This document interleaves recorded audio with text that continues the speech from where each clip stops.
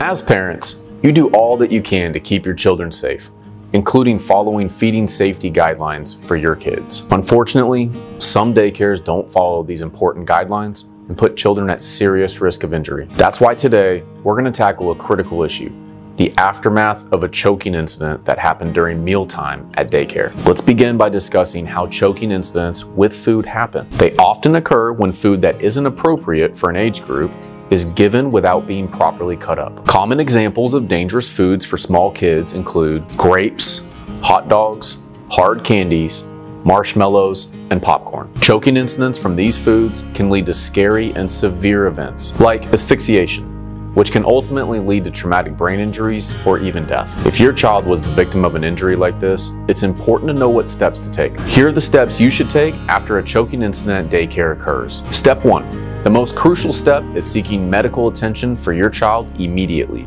Even if the choking incident seems minor, it's essential to have them evaluated by medical professionals to ensure there are no underlying injuries or complications from the incident. Step 2. Document the incident thoroughly. This includes obtaining documentation from a medical professional about potential injuries your child may have suffered, recording a detailed account of what happened from the staff at the daycare, gathering witness statements, and taking photos or videos of the scene. Step 3.